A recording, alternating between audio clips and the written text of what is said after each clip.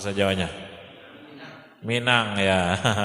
Pakai pinang, biji pinang, minang. Itu mati itu bakteri-bakterinya, panas dia. Karena emang nggak pernah lihat kayak gitu ya. Zaman kita kecil aja dulu kakek nenek ya. Nah, itu daun sanubari seperti itu. Jadi hati bentuknya seperti itu. Maudu'un baina idhamid dhahri, Allah letakkan hati itu di antara dua tulang punggung, dua belikat. Mu'allaqan bil uruqil alawiyah. Ini dari segi ilmu kedokteran. Kan dokter muslim pertama di dunia siapa? Ibnu Sina, Syekh Ibnu Sina. Itu dokter muslim pertama di dunia, penemu ilmu tib, ilmu kedokteran. Dia mengatakan mu'allaqun bil uruqil alawiyah, hati itu diletakkan di antara dua tulang punggung, lalu digantung dengan otot ke atas.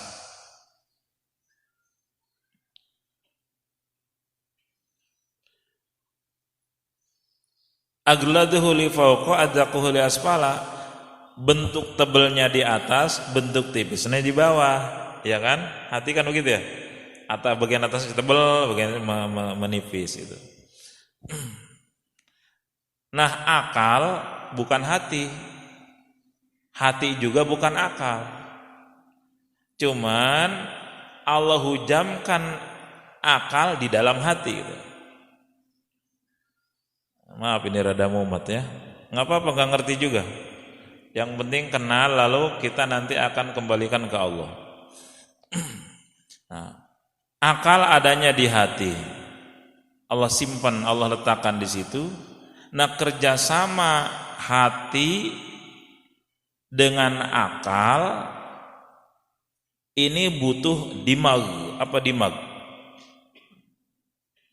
Bahasa Arab, dimag. Kalau bahasa Inggris brain, apa? Otak. Kerjasama hati dan akal butuh otak. Ini yang Allah ciptakan sistem dalam tubuh. Nah, kalau kita mungkin waktu kecil sering lihat layar tancap ya, ada kamera, ada layar putih ya. Dari kamera mengeluarkan sinar sehingga muncullah gambar, benar? Gitu. Nah, kata ulama perumpamannya seperti itu, hubungan antara, koneksi antara hati dan otak. Ini butuh akal. Akal dan hati butuh otak, saling terkait. Contoh begini.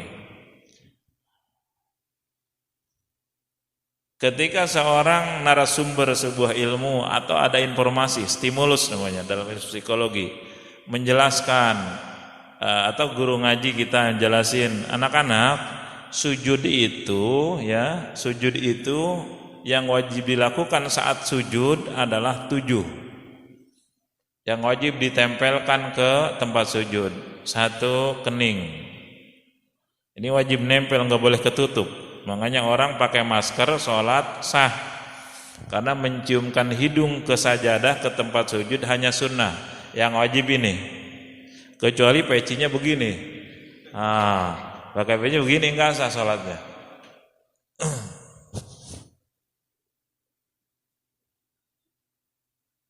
Karena tertutup kening. Tapi kalau misalnya ada orang rambutnya panjang sehingga waktu sujud nutup, tapi ada celah kulit keningnya yang kena tempat sujud sah.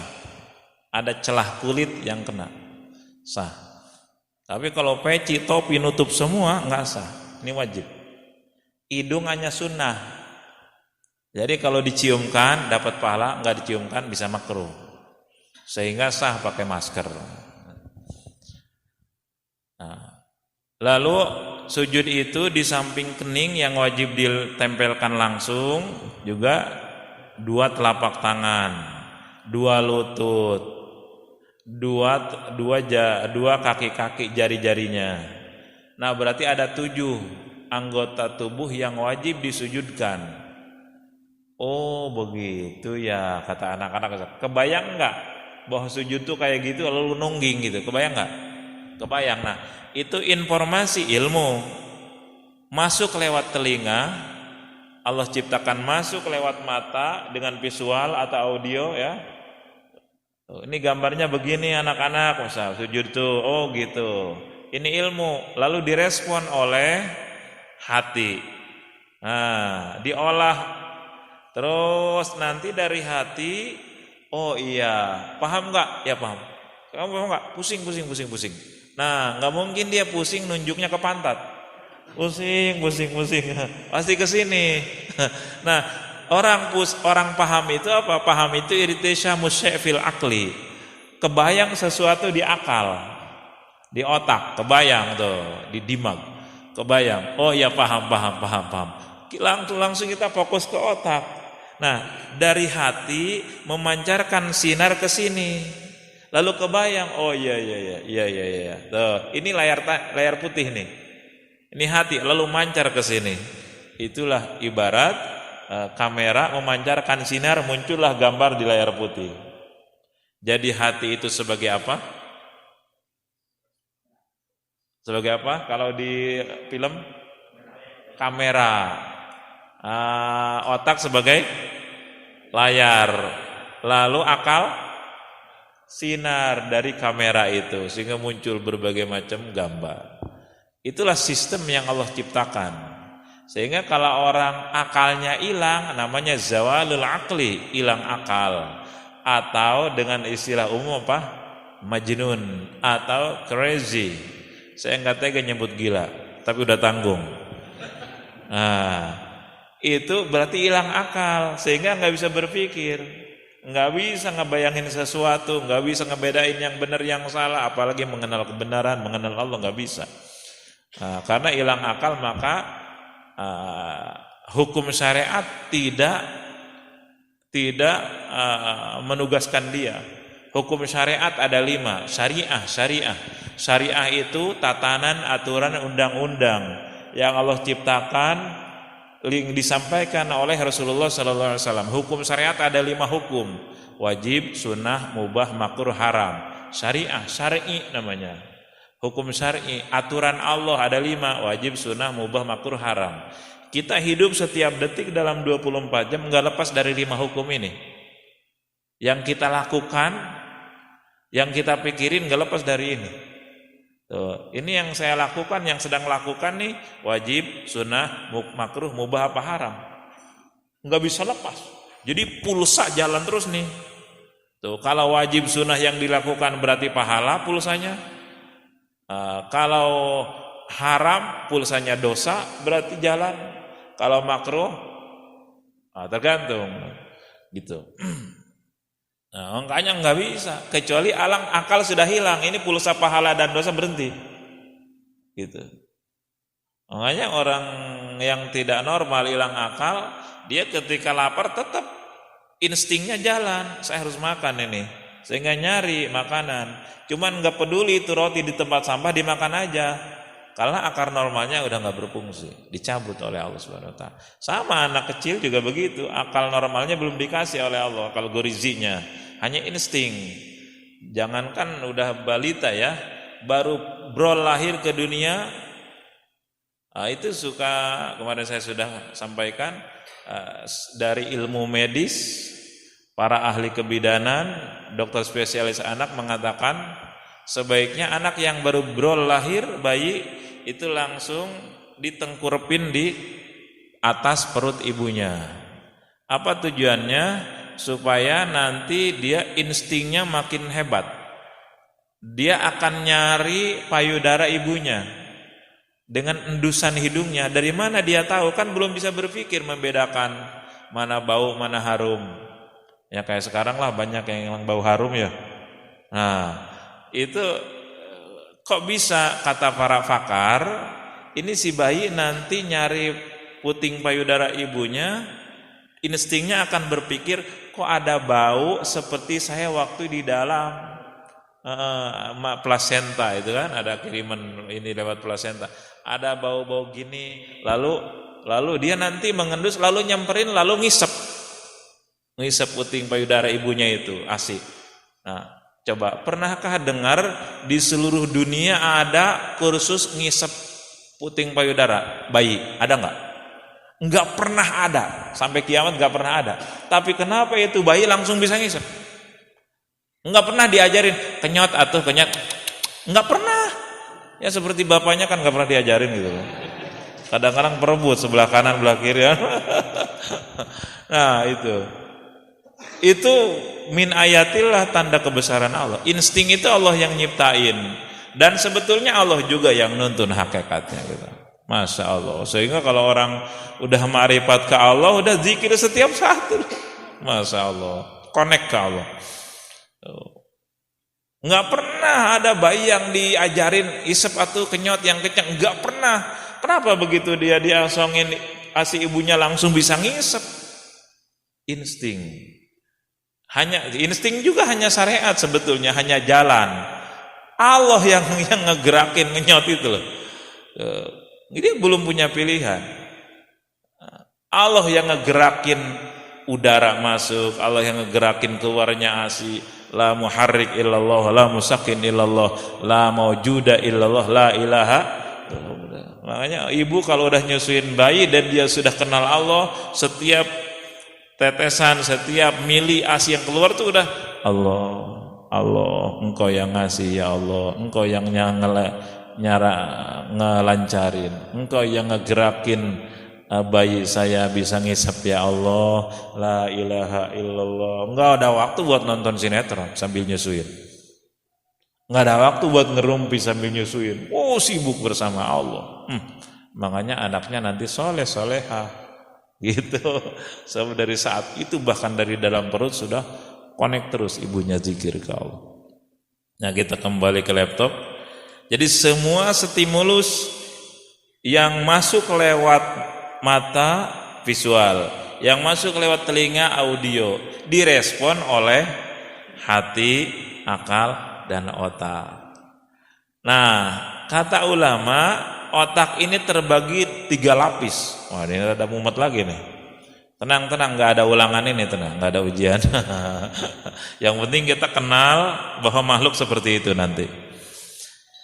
Otak itu terbagi 3 ring ya. Satu, kalau dulu kita sering lihat demo, penjagaan polisi kan ring awal, ring kedua gitu ya. Makin belakang makin kuat penjagaannya. Nanti ujungnya ada apa tuh? Yang semprot itu? Gitu. Water cannon. Nah, otak begitu ada 3 lapis. Ada ring pertama, ring kedua, ring ketiga. Lapisan pertama dinamakan al-quwwatul mudrikah. Apa itu? Quwwatul mudrikah itu daya tangkap. Nih sekarang nih saya dengan izin Allah menyampaikan pengetahuan, langsung ditangkap. Oh iya, paham. Nah, lalu dari sana kalau sering diulang-ulang, kayak ini bapak ini saya lihat setiap ngaji rajin nyatet, pasti dia hafal. Setiap saya nanya beliau hafal, berarti sering dibaca, gitu kan? Nah, setiap nanya makhluk terbagi berapa? 2, jauhar, dan seterusnya. Nah, kalau dihafal terus itu masuk ke jawab sani, lapisan kedua, ring kedua. Namanya apa? Quwwatul hafidh. Quwwatul hafidh, daya hafal. Makin diulang-ulang makin ambles ke dalam, daya hafal. Terus ring ketiga, bagian terdalam, namanya al-quwwatul aqilah. Ini al-quwwatul aqilah, ini ring ketiga. Nah, kalau udah quwwatul aqilah, ini orang udah disebut punya akal spesial. Ini orang jenius. Waduh, udah melekat udah kalau udah kesini. Kayak kita hafal surat Al-Ikhlas. Misal jam 2 malam, bangun. Iya, baca Al-Ikhlas. Tidur lagi. Udah nggak mikir-mikir, udah melekat, ya kan? Atau baca Bismillah, Bismillahirrahmanirrahim. Itu udah nggak perlu ngingat-ngingat lagi, udah nggak perlu mikir-mikir lagi, udah lazim otomatis. Itu namanya kuwatul akilah, udah melekat. Makanya ada bahasa malakah, melekat. Gitu. Kalau bahasa Arabnya malakah. Artinya apa? Ma la yumkinul infikak, sesuatu yang susah terpisahnya. Talazum, melekat. Nah, kalau udah kayak kita misal hafal Yasin, sering dibaca tiap hari. Kalau di pesantren alhamdulillah tiap zuhur baca surat Yasin berjamaah. Udah bertahun-tahun. Karena saya dari guru begitu dulu. Di pesantren guru tiap ba'da zuhur Yasin. Itu tanyalah ke Syekh Google manfaat surat Yasin. Tahu aja dia mah. Ya bukan hanya pengetahuan umum, agama juga tahu aja, dia paling jenius dia di dunia itu. Syekh Google. Tanya fungsi surat Yasin apa aja. Di antaranya akan makin menjadi ahli sabar dan seterusnya.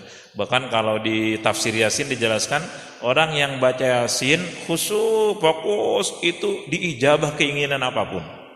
Gitu. Nah, kita rutin baca Yasin sehingga enggak perlu pakai teks lagi dan lain sebagainya. Udah melekat. Itu udah masuk jawab salis namanya, ring terakhir. Kuwatul akilah, udah melekat. Tapi kalau lama-lama enggak diulang,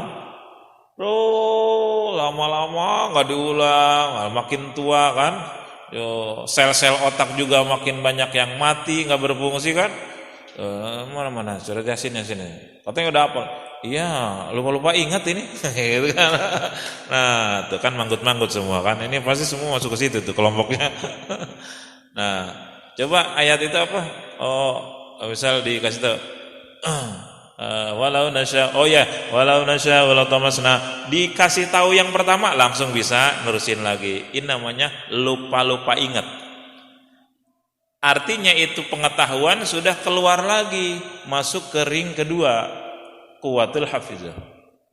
Nah, terus lama kerja di luar negeri, di Korea. Gua pernah baca Yasin 100 tahun.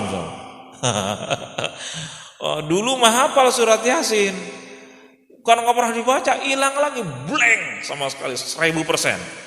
Untuk apalagi harus mulai dari awal, berusaha. Itu namanya udah keluar dari jawab awal, kuwatul mudrikah.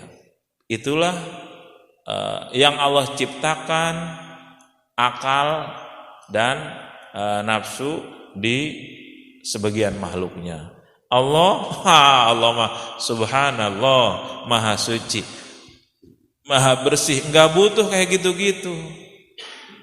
Allah mah enggak butuh ngingat-ngingat.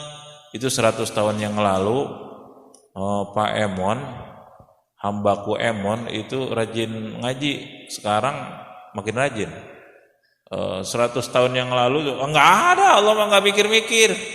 Enggak butuh mikir.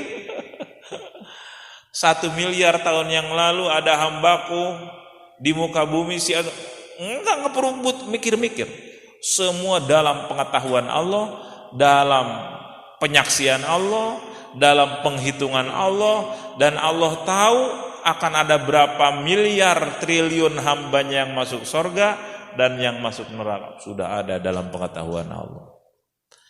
Dan ini pun sekarang era digitalisasi, era sentuh, itu sudah ada dalam pengetahuan Allah, dan memang ini pun terjadi dengan izin Allah. Khalaqal mauta wal hayata liyabluwakum, semua jadi cobaan. Penemu listrik di dunia siapa? Kang Thomas ya, orang mana ya tak? Sukabumi ya. Alfa Edi Yasin gitu. Itu muslim apa kafir? Non muslim. Siapa yang menciptakan Mang Thomas? Allah. Siapa yang ngasih akal dan hatinya? Allah. Siapa yang ngasih inspirasi bisa menemukan? Allah juga hakikatnya. Gitu. Saya semalam kayak sekarang nih, penemu iPad, penemu handphone, Gemini, penemu itu semua hakikatnya sudah ada di Lauhil Mahfuz, bahkan fi ilmillahil qadim Allah akan menciptakan seperti ini. Cuman yang dijadikan jalan inspirasinya adalah orang-orang yang non muslim. Makanya lebih enak jadi muslim, tinggal pakai. Nah, nggak usah pusing mikir-mikir ini begini, nggak usah. Tinggal pakai aja, tinggal ambil, tinggal beli, gitu. Tinggal ibadah, jadi ahli takwa, ahli tawakal, udah dicukupi oleh Allah. Masya Allah. Nah itu makhluk begitu. Nggak ada istilah-istilah mikir bagi Allah. Nggak butuh nafsu, nggak butuh akal. Allah tuh nggak butuh fisik, nggak butuh nafsu, nggak butuh akal. Inilah jauhar. Subhanallah, maha suci Allah. Maha suci itu artinya maha jauh dari keserupaan dengan makhluk dalam bidang dan segi apapun. Baik fisik maupun psikis. Dan Allah mah nggak butuh fisik, nggak butuh psikis. Nggak butuh lahir, nggak butuh batin Allah mah. Nggak butuh badan, nggak butuh jiwa. Yang butuh itu semua hanya makhluk gitu. Ya. Jadi maha suci. Subhana rabbika rabbil izzati amma yasifun, salamun alal mursalin walhamdulillahi rabbil alamin. Udah beres. Ya rabbal alamin. Gitulah hadis sekalian. Gimana, ada pertanyaan sampai sini? Saya yakin ada dua kemungkinan. Tidak ada pertanyaan ini. Bisa sudah paham semua, bisa bingung semua. Tidak ada yang bisa bikin paham kecuali Allah. Ingat tugas kita berapa? D3JK. Ya, D3JKN. Nah, apa tuh? Duduk dengan diam, jangan ngobrol, jangan ngantuk. JN apa itu? JNN. JD3JNN. Duduk dengan diam, jangan ngobrol, jangan ngantuk. Udah itu terserah Allah. Bisanya tidak wajib. Ngertinya enggak wajib. Subhanaka la ilma lana illa ma 'allamtana. Ya Allah, maha suci Engkau. La ilma lana, tidak ada ilmu buat kami, illa ma 'allamtana, kecuali Engkau yang ngasih. La fahamtana, la fahmalana illa ma fahamtana, tidak ada yang kepahaman kecuali Engkau yang ngasih paham juga ya Allah. Waduh, kalau misalkan kita setiap ngaji wajib ngerti, dosa semua ini. Karena nggak ada yang ini. Yang wajib hadir, datang, duduk dengan diam, jangan ngobrol. Udah, Allah masukin, alhamdulillah. Allah belum masukin, sabar. Pusing. Pusingnya jadi penggugur dosa. Mikirin ilmu Allah, mikirin ngaji, jadi penggugur dosa. Makanya untung yang banyak pusing itu. Gitu. Mati sedang ngaji, syahid akhirat. Enak di alam kuburnya. Masya Allah. Enggak ada siksa kubur orang syahid akhirat itu. Berangkat menurut pengajian, setiap langkahnya penggugur dosa. Langkah lain peninggi derajat di sisi Allah.